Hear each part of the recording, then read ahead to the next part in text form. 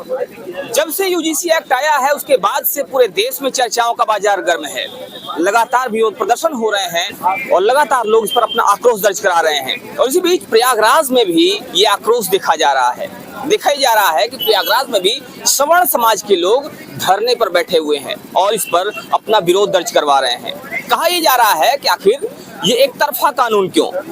लोगों का आरोप है कि इस कानून के माध्यम से कहीं ना कहीं सवर्णों को कुचलने की कोशिश की जा रही है। और यहाँ पर जो लोग बैठे हैं, हम इनसे बात कर समझने की कोशिश करेंगे कि इस कानून पर इनका क्या कहना है।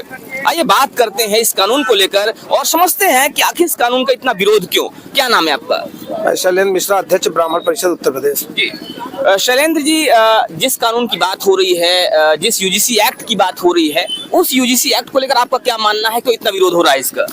इस एक्ट के थ्रू सीधे सीधे निचले वर्गों को आदेश दे दिया गया है कि स्वर्ण समाज के बच्चों को, बेटियों का भविष्य चौपट करो, आरोप लगा दो, कोई जांच नहीं होगी, जितना नीचा इनको गिरा सको गिरा दो।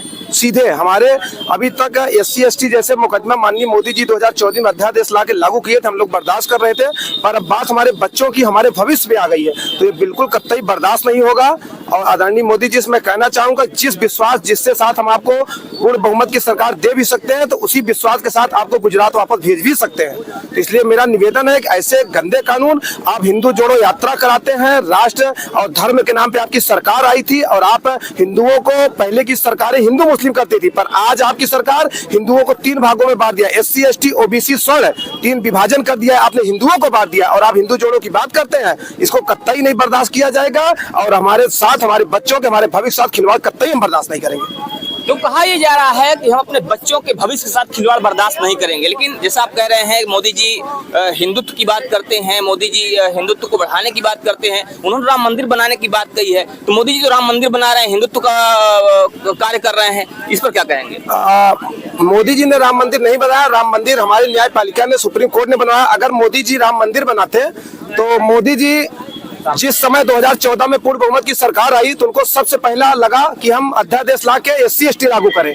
उसी समय अध्यादेश ला के राम मंदिर का फैसला कर सकते थे, मगर उन्होंने उसी समय जात में बांटा। तो स्वर्ण समाज को समझ जाना चाहिए कि SC ST जैसे कानून को, जिसको माननीय सर्वोच्च न्यायालय ने खारिज किया था सिरे से, और उसको, ऐसे कानून को उन्होंने लागू किया और लागू के साथ साथ उसमें ऐसे संगीन और धाराएं जोड़ के 47 कर दिया गया कि जिसके वजह से हमारे समाज के कई परिवार आत्महत्या कर रहे हैं, मर रहे हैं। और उसके बाद कम था जो UGC ला दिए, हमारे साथ, हमारे बच्चों के भविष्य के साथ खिलवाड़ किया जा रहा है। तो ये एक तरह से सवर्ण समाज के साथ खिलवाड़ करने जैसा है, ऐसा यहाँ पर बैठे हुए लोगों को मानना है।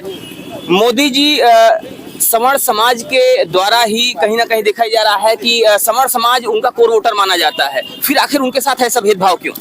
स्वर्ण समाज पूर्ण रूप से भारतीय जनता पार्टी में समर्पित है और भारतीय जनता पार्टी के साथ सदैव स्तंभ की तरह खड़ा रहा है, चाहे उसका व्यक्तिगत रहा हो चाहे ना रहा हो। मगर सदैव 2014 में और लहर लाया था स्वर्ण समाज ने कि हम मोदी जी को बैठाएंगे। विश्वास था कि जातिवादिता खत्म होगी, पूरे समाज को एक समानता दिया जाएगा। UCC के लाना था इनको, मगर इन्होंने UGC लाया। एकदम जिस समाज ने समर्पित किया, उस समाज के पीठ पे ऐसा चक्कू घोंका गया है कि ऐसा गला घोटा गया है कि विश्वास का एकदम गला घोट चुका है। इसलिए कतई सब बर्दाश्त नहीं होगा। हमारे बच्चों पे, हमारे भविष्य पे जो भी उंगली उठाएगा हम उसे बर्दाश्त नहीं करेंगे। भारतीय जनता पार्टी हमारी अपनी है, हमारे अटल बिहारी वाजपेयी जी ने खून पसीना किया है, हमारी पार्टी है। अपने घर से हम गंदगी को निकालेंगे, हम भारतीय जनता पार्टी को नहीं छोड़ेंगे, मगर ऐसे गंदगी को छाटेंगे जो समाज का विरोध करते हैं, हिंदू तोड़ने का कार्य करते हैं। इनसे अच्छे अंग्रेज थे, वो हमारे खुले दुश्मन थे। मैं जानता था कि हिंदू को बांटो और राज करो, मगर इन पे भरोसा था। इन्होंने जिस तरीके से बांटने का काम किया है, कभी हम सोच नहीं सकते थे कि वह व्यक्ति बांटेगा जो हिंदू जोड़ने की बात करता है। आप कह रहे हैं कि भारतीय जनता पार्टी हमारी अपनी है, हम भारतीय जनता पार्टी को नहीं छोड़ेंगे, लेकिन गंदगी को निकालेंगे। क्या लगता है आपको, कौन है वो गंदगी जिसको निकालने से भारतीय जनता पार्टी फिर से अटल बिहारी वाली भारतीय जनता पार्टी हो सकती है? गंदगी देखिए, गंदगी ये है कि आप UGC कानून ला रहे थे। हम मोदी जी को कहना ही चाहेंगे, देश के प्रधानमंत्री जी को, हमारे संस्कार में है तो हम बहुत आदरणीय नाम लेंगे और कहना चाहेंगे, जब ये कानून जनता ने मांगा था, नहीं मांगा था, किसी वर्ग ने मांगा था, नहीं मांगा था, किसी वर्ग से पूछा गया, जनता से पूछा गया, नहीं पूछा गया। अब आप ऐसा कानून कैसे ला सकते हैं जिसमें पूरे स्वर्ण समाज का नाश हो जाए, जिसने जीवन भर इस पार्टी को सींचने का काम किया है, जिसने बलिदान दिया है भारतीय जनता पार्टी के लिए। अब ऐसे लोग हैं तो ऐसे लोग गद्दी छोड़ दें, ऐसे लोगों को गद्दी पर रहने का कोई अर्थ नहीं है। हम अगर पूर्ण बहुमत सरकार ला सकते हैं तो पूर्ण बहुमत से गिरा भी सकते हैं। 2027 में उत्तर प्रदेश में चुनाव है। क्या लगता है आपको कि क्या ये चुनाव के तहत या चुनाव को देखते हुए कहीं ना कहीं वोट बैंक की साजिश है? क्या आपको लगता है कि इस कानून के माध्यम से जो अखिलेश यादव की पीडीए है, अखिलेश यादव के पीडीए का नारा है, उसको कहीं ना कहीं एक राजनीतिक शिकस्त देने की कोशिश की जा रही है? अखिलेश यादव के किसी भी बयान को मैं नहीं मानता। मैं बताना चाहूंगा कि 2027 में चुनाव मोदी का नहीं, हमारे माननीय योगी आदित्यनाथ जी का है, जो सनातन से समर्पित संत है।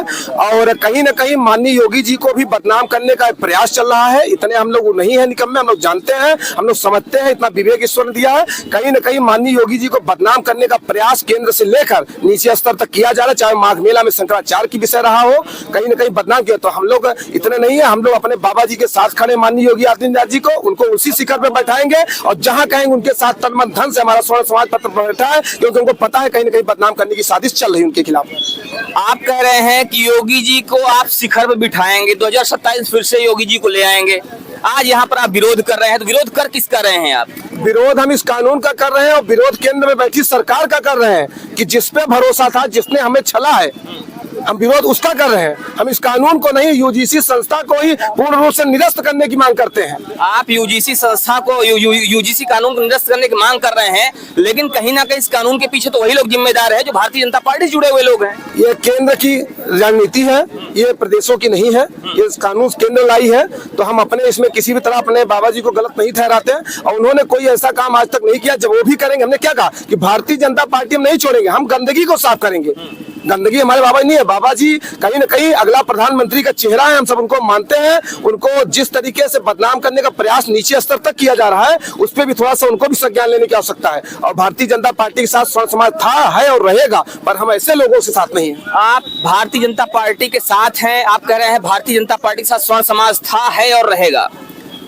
इस काले कानून को जिसकी आप बात कर रहे हैं, जिसको लेकर आप यहाँ पे बैठे हुए हैं, इसी काले कानून को लेकर अगर बात की जाए तो इसको लागू करने में कहीं ना कहीं ब्राह्मण समाज के लोगों का भी बैकअप रहा है। क्या कहेंगे इस पे?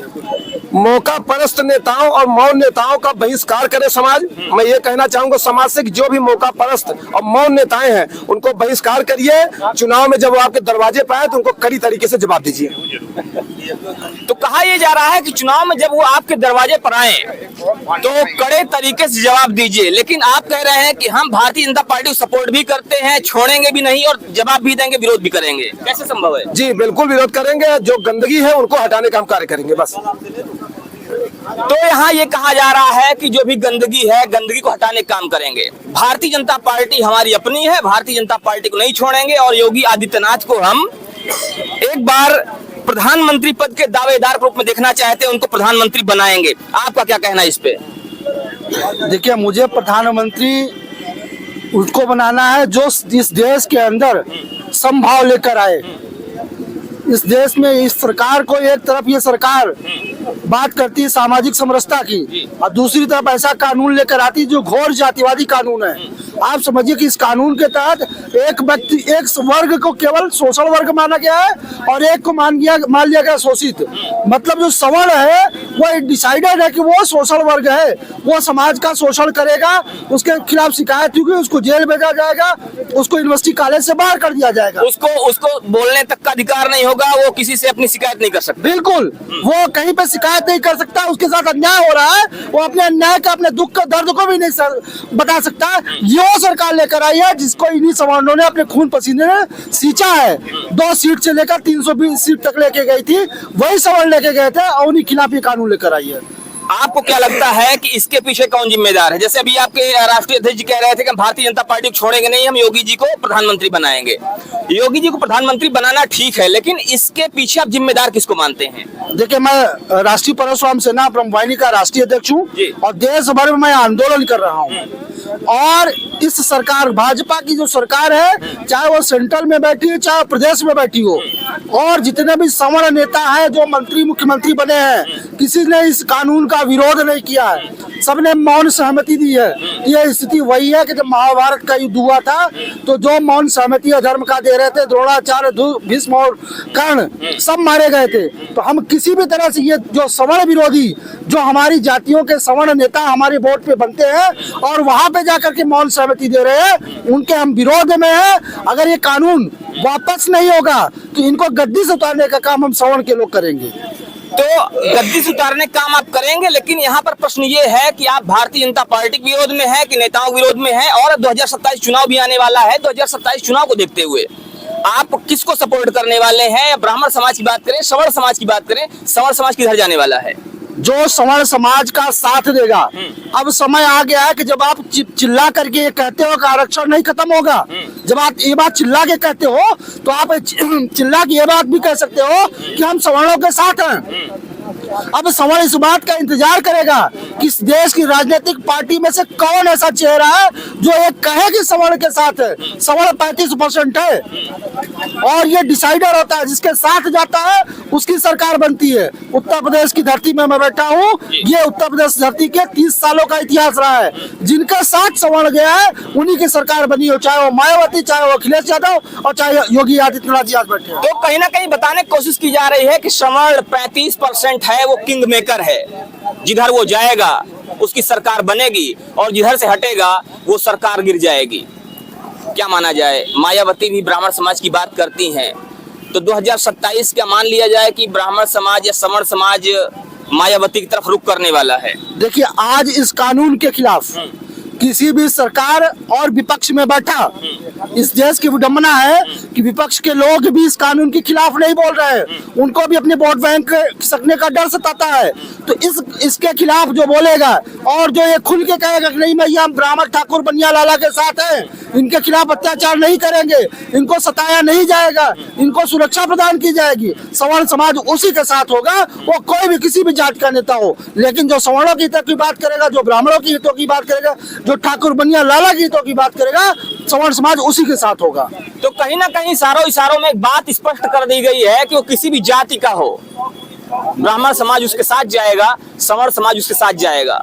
कयास ये लगाए जा सकते हैं कि आने वाले समय में मायावती भी कहीं ना कहीं ब्राह्मण समाज का साथ पा सकती हैं।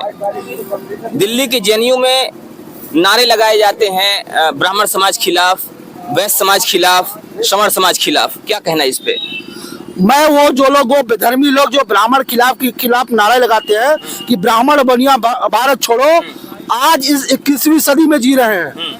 आप आज के 20 साल 30 साल पहले चले जाइए, इन्हीं ब्राह्मणों ने जो सर्वसमावेशी चीजें बनाई थी, जो तीर्थ त्योहार, पूजा पाठ, मंदिर, ये सारी व्यवस्थाएं बनाई थी, शादी विवाह जो सारी व्यवस्थाएं बनाई थी, इसका सबसे ज्यादा फायदा ओबीसी और एससी वर्ग को मिलता है। मंदिरों से सबसे ज्यादा कमाई एससी ओबीसी वर्ग करता है, पूजा पाठ से सबसे ज्यादा कमाई एससी ओबीसी वर्ग करता है। आप जो दिवाली, होली, जो भी त्योहार आते हैं उससे सबसे ज्यादा कमाई ओबीसी एससी वर्ग करता है। लेकिन दोष किसको देते हैं? ब्राह्मणों के। ब्राह्मणों ने इस देश को बनाया है।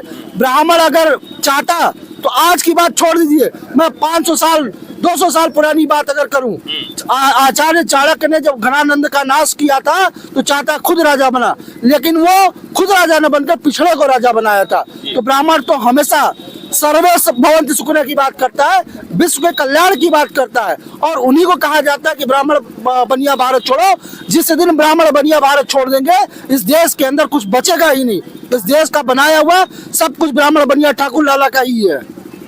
तो इस देश में ब्राह्मणों ने काफी कुछ किया है। ये कहा जा रहा है कि ब्राह्मण जिस दिन भारत छोड़ देंगे, इस देश में कुछ बचेगा ही नहीं।